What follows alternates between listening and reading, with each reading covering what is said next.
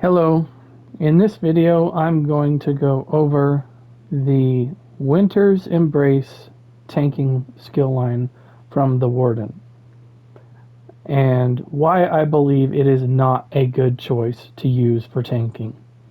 I know I've seen a lot of guides online from other very popular YouTube content creators, and they are absolutely free to have their own opinion, but I'm going to give mine on the skill line. So I'm going to get into it right now. What I'm going to do is I'm going to do kind of a fake skill reset here so that I can go into the skill line and purchase points and all that, and go over what the skill line provides. Now, I will start off by saying I understand the reason that this is selected, and I 100% agree that Major Resolve being provided to the entire group is absolutely vital, necessary, and a good thing to have. I only object and disagree with the method that it is being provided, and I'll go into that further in the video here. But as of right now, I'm just going to go on and I'm going to do a full top to bottom review of this skill line and why I think it's not worth using. So I'm going to start here with the ultimate, which is something sometimes gets brushed over and skipped, but I think it actually is important to look at this part of the skill line, because if your ultimate sucks, then that kind of is a ding on the skill line. So let's get into it. The Sleet Storm is the base morph. The Northern Storm is the DPS version of this because it increases the damage, and while it's active, you gain major protection, and so do your group members, as long as they're in 10-meter radius. So you also get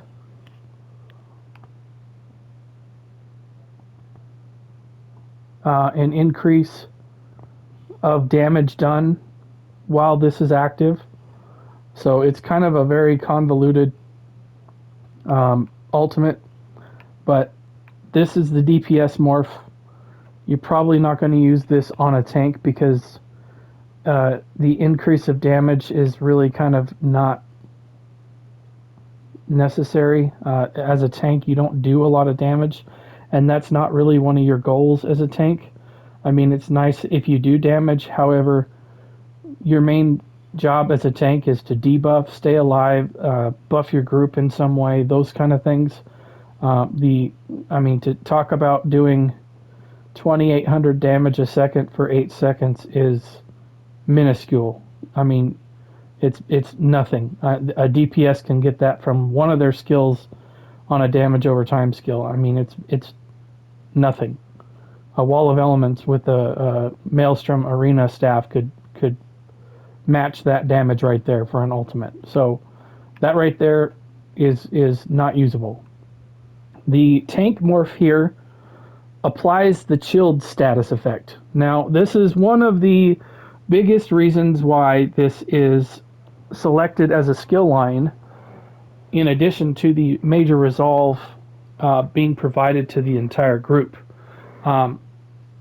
This right here, the chilled status effect, I'm going to go into the menu here, into the help menu, and then go into the tutorials. If you go all the way down here towards the bottom and then come up just a little bit, you will find combat, and then there's status effects. Okay, so chilled, what that does is it applies minor maim, and then while you have an ice staff equipped, it can also apply minor brittle, which increases enemies' damage taken, or critical damage taken by 10%. The minor maim thing is nice. It reduces their damage done by 5%. The minor brittle increasing critical damage. Now, both of these things are already in place. Okay? So Minor Maim is very easy to get. For example, it's on this taunt right here. So I don't really need the chilled status effect for Minor Maim. It's pretty prevalent in the game. Um, on top of that, the chilled status effect giving the group another 10% critical damage, it's not necessary anymore.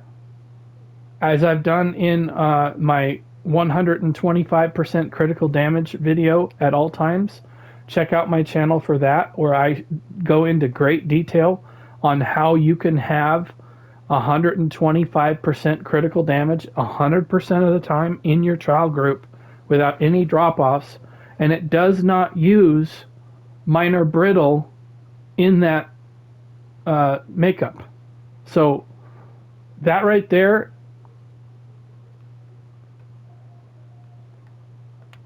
this morph right here, again, while it does considerably less damage, as you can see, the damage here is 2759 for 8 seconds per second there.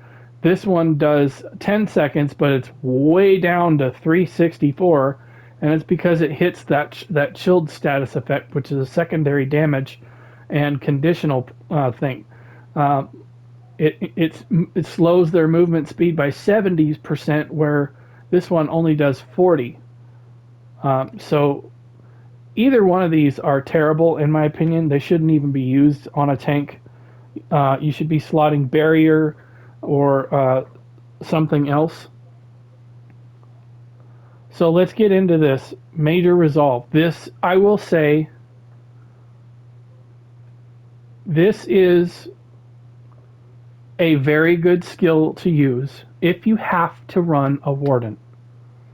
If you have a Warden, then by all means, and it's a tank race, then you're going to have to stick with this line because the other two for tanking are not as good. This right here, it's cheap to use, I will say that. And it has a very long radius. 36 meters is very long. It only procs for 20 seconds, so there is a downside there. It's not as long as some other major resolve skills in the game. But this is a good, I will reiterate, this is a good buff to be providing to your group. I will cover that later here in the video, but I want to go through all these skill lines and passives first. Now, this is the morph that you want to use in most cases. If you are in tight-knit situations, you could probably get away with using Ice Fortress. It is more expensive. It lasts longer. It lasts 30 seconds if you have it all the way morphed up. But the distance is only 8 meters. The difference is this grants you, the wearer, minor protection as well as minor resolve. Now, minor protection is kind of easy to get some other places as well, so you might want to just stick with this one if you are going to use the skill line. But there's that right there. Okay, so this is the quasi. This is one of the reasons why this skill line is messed up, in my opinion. It's trying to kind of be two things at once. It's trying to be a DPS skill line for those people that want to be a frost dealing mage of some kind, and that's cool. That's awesome to do. But I think they need to implement frost in some way into this skill line and make this a completely DPS skill line of some kind. It's got the bear now that you can make it look like a polar bear. They've got that color or skill style now where you can change it to a polar bear that was recently available in the Crown Store. Perhaps they could have added some kind of snow element here. I don't know what you could have done. Maybe make him throw snowballs instead of the scorch, or excuse me, the dive bird or something like that. I don't know, but I think honestly that they need to isolate these skill lines into what they're trying to do.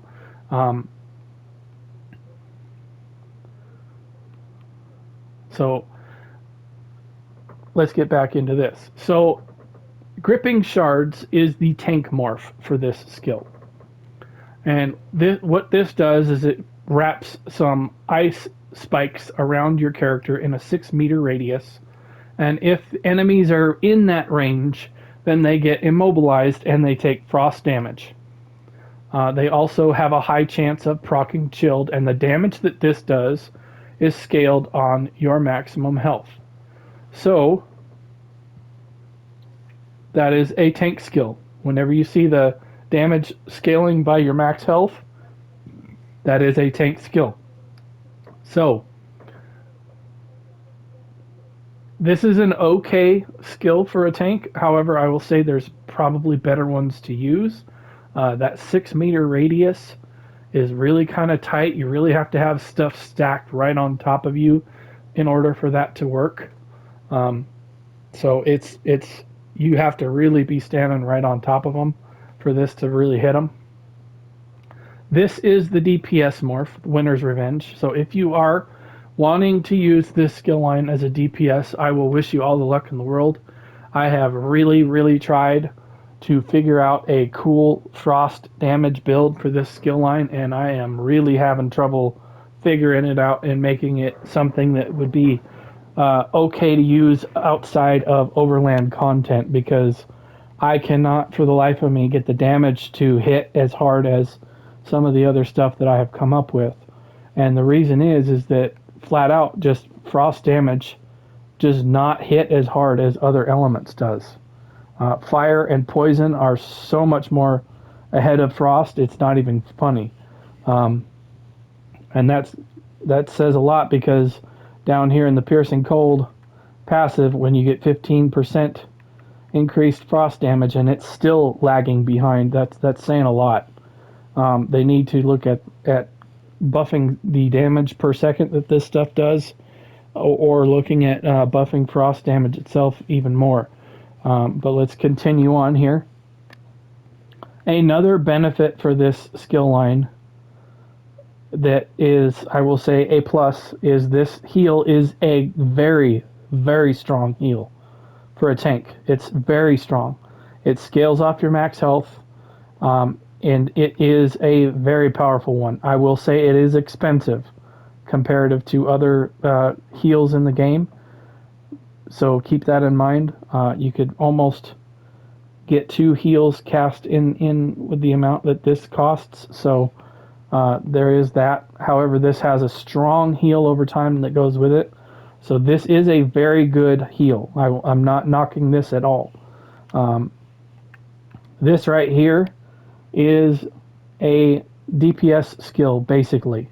And the reason why is, if you hit an enemy with the frost damage that this does, this negates the heal that it does.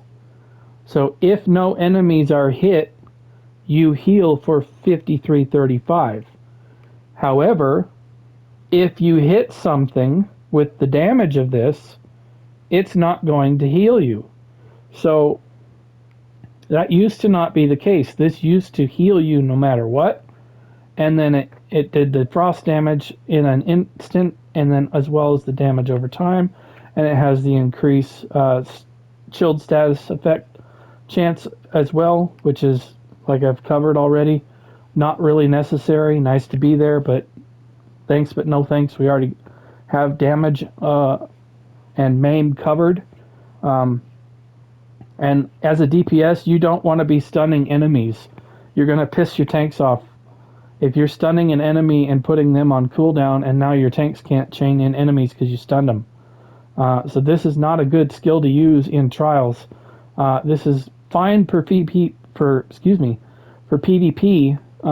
but like I said before, if you hit anything with that frost damage, you're not going to get a heal from it. So it's tricky to use now.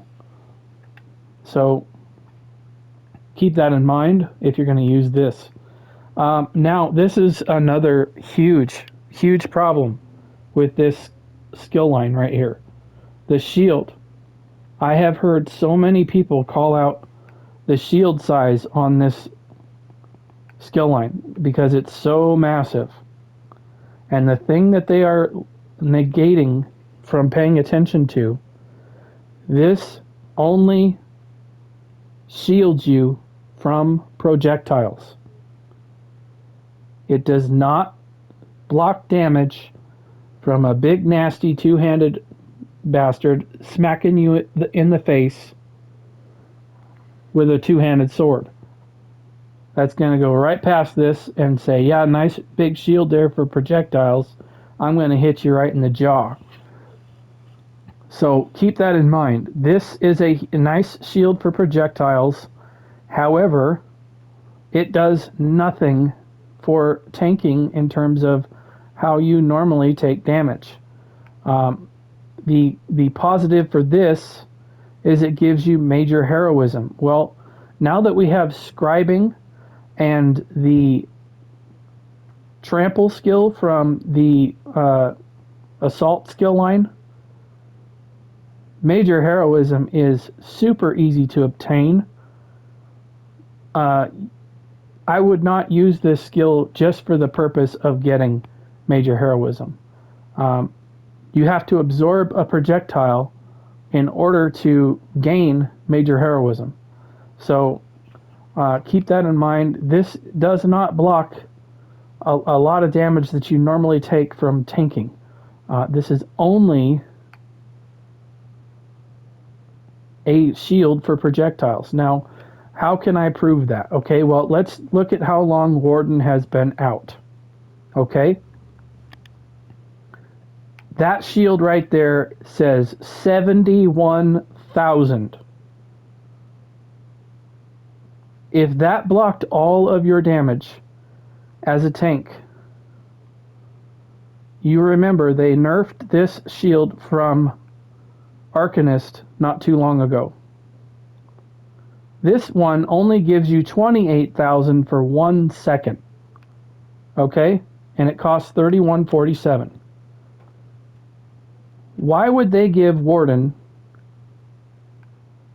a 71,000, which is almost double, for an entire 6 seconds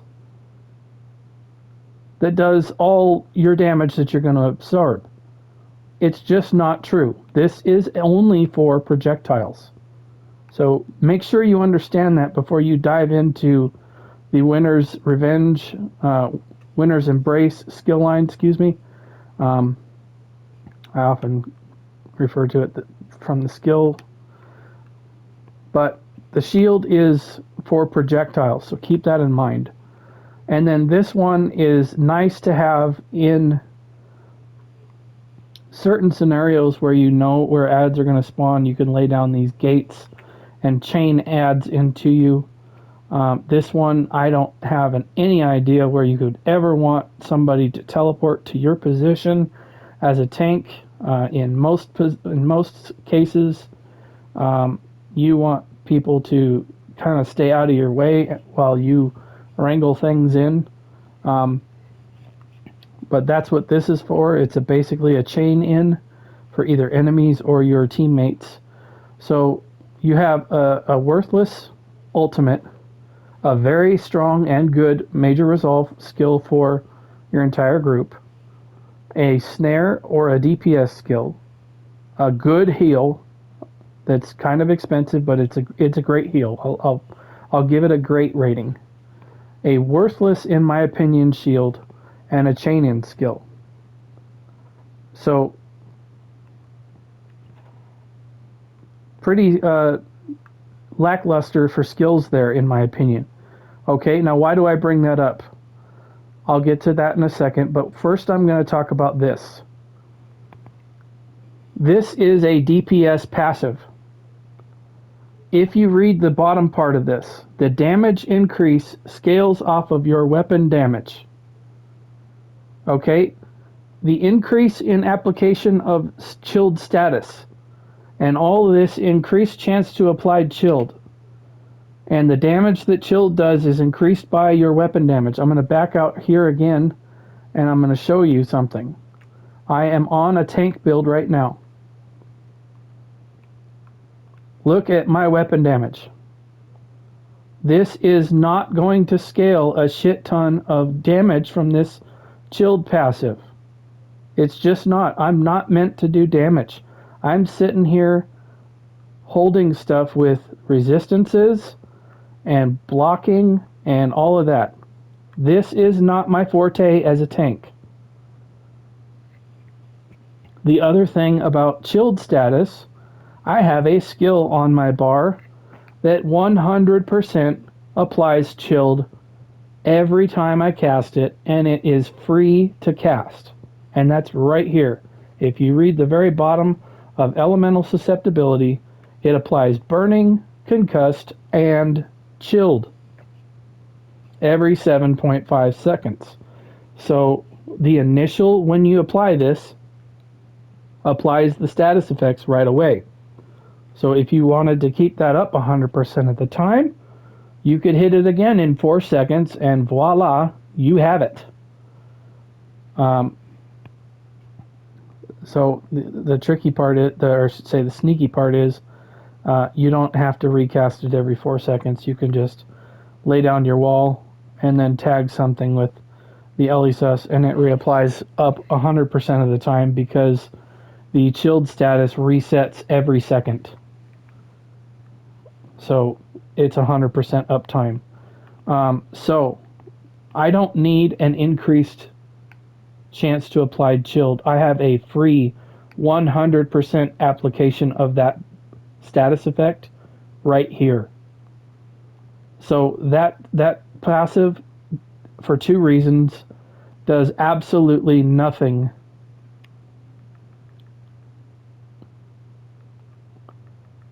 in terms of benefit, because again, this also scales off of your weapon damage, which I just showed is nothing on a tank. Okay, so here is one of the benefits of this skill line that is, I'll give it a C. You get physical resistance of 1240 for each skill that you slot. So we've already gone over skills here to find out which ones are useful. So I'm going to say 2 of them, the Major Resolve and the Heal.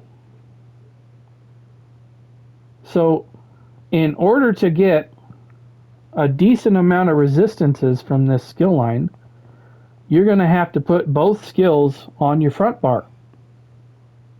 Because if you put one on each bar, you're only going to get 1240 resistance out of this, and that's not that much. So, and you want to stay on your front bar most of the time. The problem is you're going to be putting a lot on your bar that I don't know that you're really going to have room for. If you use defensive stance like I do, you have to have this on your sword and board line. This is a taunt, so if you're going to use a different taunt, you still have to have a taunt. I don't have my shield throw set up as a taunt, so this is also has to be on my front bar. And then I have necrotic potency because of the reduction in damage slotted, as well as being able to generate ultimate. So I really only have one open spot on my bar. And I normally slot a shield in this location. So putting a heal here, or the Major Resolve skill here, is really kind of the only option I have. And then in the end, I'm only going to get 1240 resistances from this. I'll cover this in a second, but this is not that much. So this skill line, this passive right here, is an absolute utter joke. How convoluted they made this is absolutely crazy. The benefit that you get from this is major Maim. Okay, so in order for this to happen, for one, you have to have a skill slotted. If that wasn't bad enough, you have to actually have something slotted. They couldn't just make this a true passive. I mean, Let's make it one more loop to jump through. Now you have to take direct damage from an enemy within melee range, and you apply a stack of a bite of winter to them. You don't get the stack. You're applying it to an enemy for only 3 seconds. And then you get up to 5 stacks max. At a maximum stacks, you inflict them with Major Maim for 3 seconds. So, let me ask you something. How many scenarios are you going to take 5 hits of melee damage from a single enemy in 3 seconds? Because you only have the stack applied to them for 3. Now, unless this counter extends when you give them another stack kind of deal, however, let's just say that's the benefit of it, and that you get the stack counter to reset, and you get the 5 stacks pretty regularly. You get Major Maim for 3 seconds. Look at what the shield throw does at the very bottom. I can apply this to whoever I want, whenever I want, and I can control exactly who gets it. And I get it for 10 seconds, not 3. So this right here is hot, liquid garbage. Then we get to the block mitigation and the increased frost damage. Now, I will say block mitigation is nice, and it is awesome that they made this a true passive. However, I am going to call out a skill that I have done a video on. So if you have not seen that video, go check out my video on Immovable. The base form is called Unstoppable. So what I'm going to do is I'm going to slot this right over my Major Resolve skill. And if you are not familiar with this, if you read the very bottom, for each heavy armor piece that you're wearing, this increases your block mitigation by 5%. So I am wearing 5 pieces of heavy armor. That means it's going to increase my block mitigation, which you can look at right here in the advanced stats, and it's right here. So I'm on my back bar right now, so I'm going to flip to my front bar, and I'll show you those. So I'm at 82% right here, not casting anything. Now, there is a cap on this of 90%. So as soon as you reach 90%, you no longer benefit from anything above that. So just keep that in mind. Now, the other thing is that 8% that I was going to get from Winter's Embrace is not additive. It's multiplicative, meaning that if I've already stacked some benefits in here, that 8% is not a true 8%. It is going to end up being something like 4% or 5% or something like that. I don't know the exact number, but I do know the way this works is it's not a true what it says on the screen of 8%, and I can show that to you right now. So if I was, for example, going to proc the Immovable skill, and I was going to get a true additive 25% block mitigation, okay, then my block mitigation should read on this skill right here 107. Okay, now because it is not additive and it is multiplicative, it ends up not being 107%. It's less than that. So I will show you that. You cast this skill and the block mitigation lasts for 6 seconds. And there it drops off. So if I am in a situation where I need to hit the block mitigation cap, this is the best method for doing that in the game. It's easy. It does cost stamina, which is a downer, but as you can see, it gets me well above the block mitigation cap very easily. Now there is also a mythic that I have in my inventory. I will also show you that. This is called the Sirabane's Ward. This will increase the amount of damage you can block by 30%. All you have to do is have it equipped. And I'm not blocking right now, so it does not turn on until you actually hold block. So you hold block, and then you can see the big purple ring there. Okay. So while you are bracing, you create a 12-meter zone where group members in the zone increase the amount of damage they can block as well, and their health recovery goes up to 950. But you don't get the benefit of the health recovery. That's the caveat to this. They did permit you to gain the block mitigation. So the downside of this mythic, when you're blocking, you cannot move at all. You are frozen in place.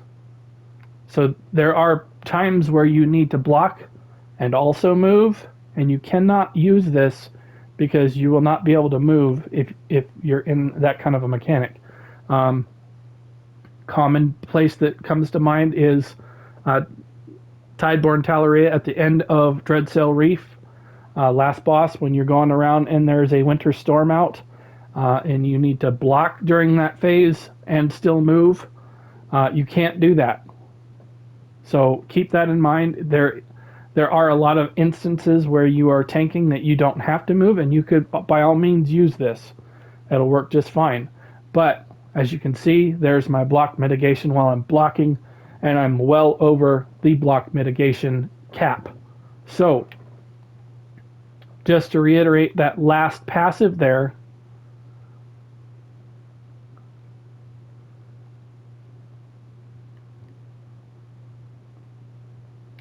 the piercing cold, nice to have the block mitigation, but I can obtain that in a couple of other areas and not have to be stuck in jail for this skill line. So why do I dislike this skill line? So let's cover the passives really quickly.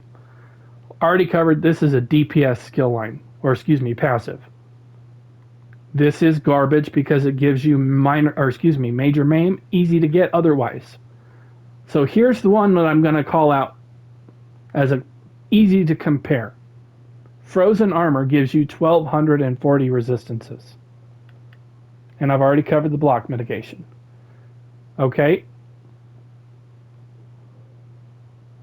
This passive right here knocks that other one in the dirt. All you have to do to have this active is activate a skill on this skill line and be under the benefit of it. And you get 3 times the amount of armor. If you select the Soldier of Apocrypha skill line, you can literally be at armor cap with just major and minor resolve, and then if you use Runic Sunder as a taunt, you're going to be over the armor cap. And let me demonstrate that. I am wearing Divine's Heavy, Divine's Heavy, Divine's Heavy, Divine's Heavy, Divine's Heavy, or excuse me, Divine's Medium, Divine's Heavy, Divine's Medium. This is reinforced. I do have one piece, my chest piece I do make reinforced. So if I hit, let me put my skill back on. I'll just do this. Let me, I'll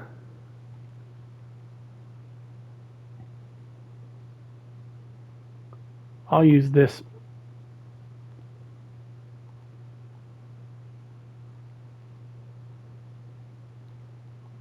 So I'm going to get benefit of this skill right here.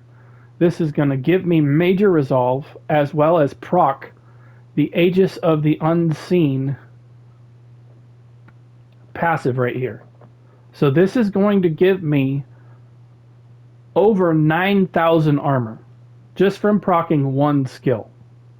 So I'm currently sitting at 20,000 on my back bar. Let's go to my front bar.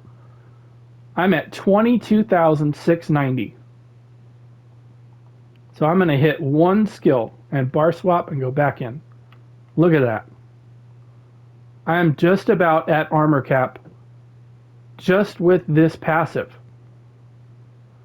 So the armor benefit that you get from that skill, or passive, excuse me, is not needed. So here's what I run with the Soldier of Apocrypha. I choose Earthen Heart, which is a healer skill line from Dragon Knight, for the ultimate of Magma Shell, the in-class shield, the resources. Every one of these is usable. The ultimate is awesome for tanking. You can provide major brutality and sorcery to your entire group. You have a good ground heal here. This is a PvP skill. And then this can become Stone Giant if you want to debuff a boss and you can handle the stamina drain. And then let's look at the passives. This extends the duration of the skill line, the skill that you're using. This gives you resources when you cast an ultimate. This gives your entire group a unique 10% damage buff that you cannot get anywhere else in the game. Minor Brutality is unique to the Earthen Heart skill line. You also generate ultimate when you cast a skill. That's another part of this Mountain's Blessing that kind of gets overlooked. If you're in combat and you cast a skill from this skill line, such as the shield, then you generate 3 ultimate. This can happen every 6 seconds. Okay, and then you have the stamina regen. So if I hold block and I just drain my stamina with the defensive stance, then I just hit the shield skill while holding block. You can see my stamina is going back up. So that is a good way of getting stamina back on your tank. Now the third one that I use is Bone Tyrant. Now I will say off the top, don't use the ultimate from this. It sucks for PvE tanking. Don't use it.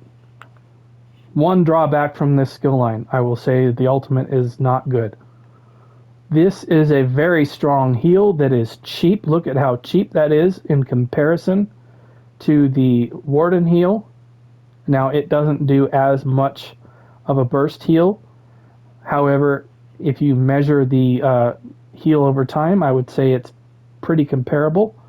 And you can actually get this to hit for a very large amount. This I have set up wrong. This is the beckoning armor, so this is kind of for my chaining in adds. But this gives both major and minor resolve in one button. And so this is how I get to the armor cap, is because I can just hit this, and when I hit Runic Sunder, I am over the armor cap by quite a bit. So then you have Necrotic Potency. You slot this for damage reduction.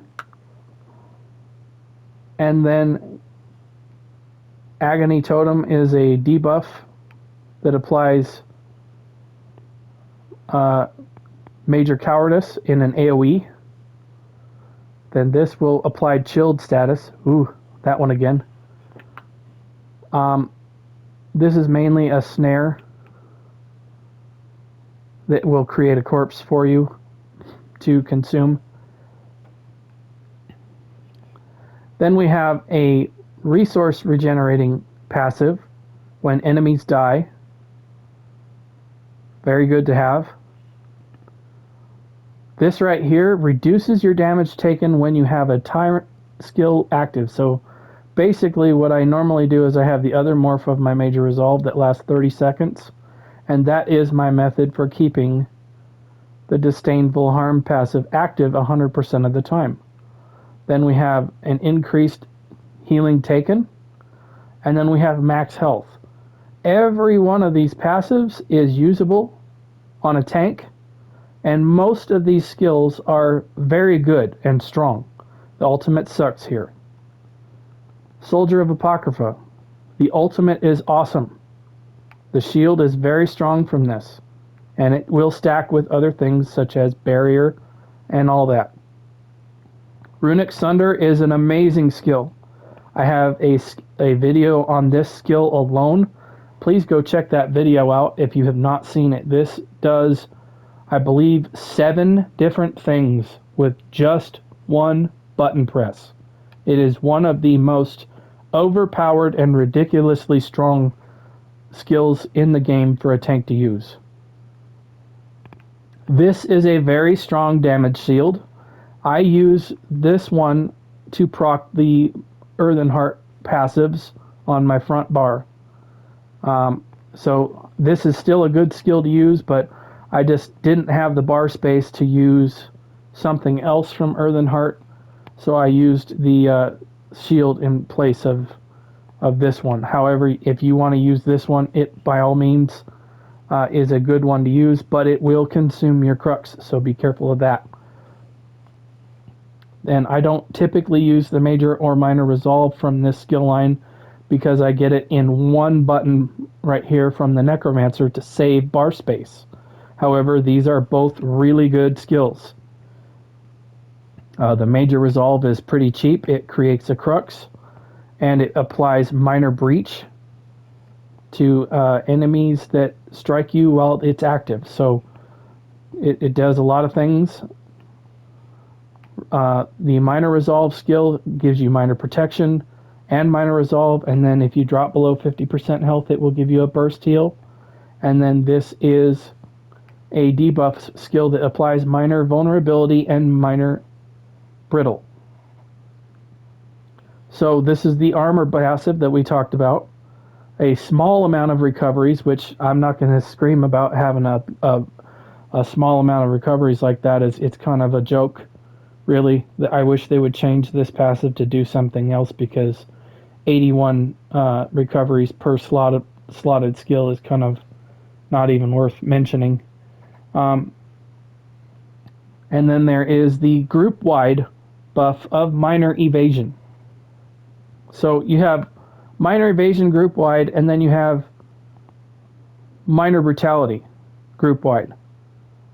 So I think I've covered just about everything I need to cover for why not to use the Warden skill line, except for the last thing I'm going to talk about. And I'm going to go to my house for this last part, because I'm going to show you how I still provide Major Resolve to the entire group while still using the skill lines that I use right now. I'm using the Necromancer Bone Tyrant,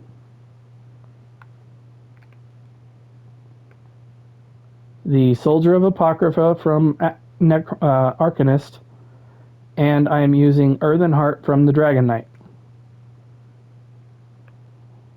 So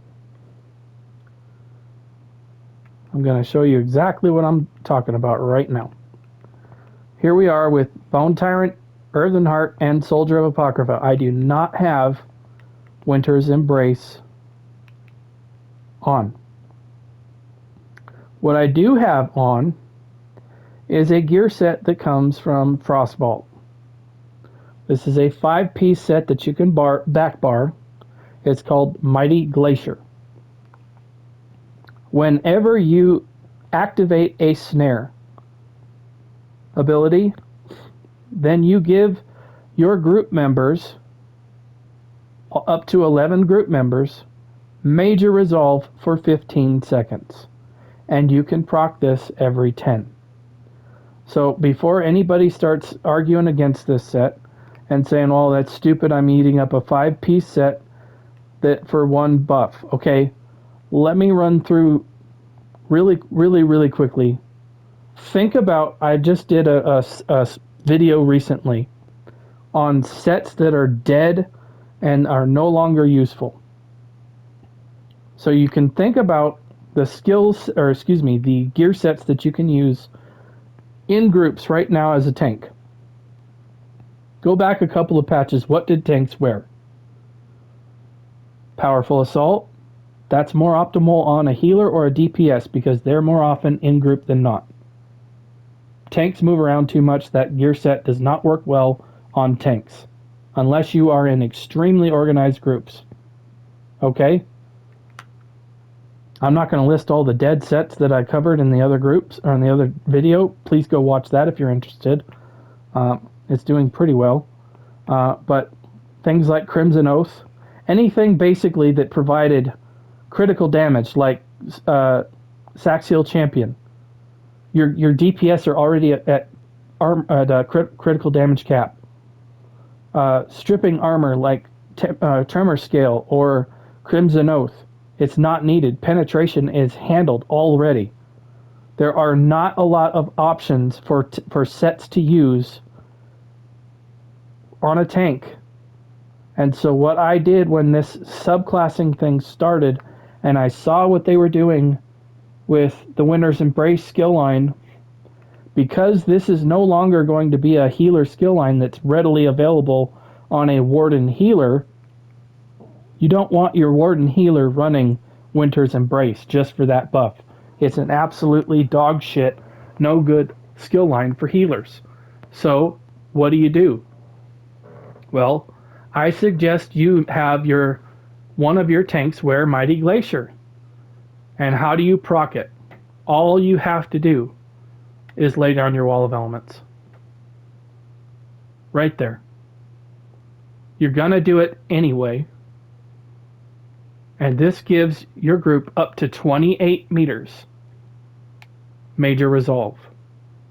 And why do I know the 28 meter thing? Anytime they say group members and they don't give you a distance, it's 28 meters.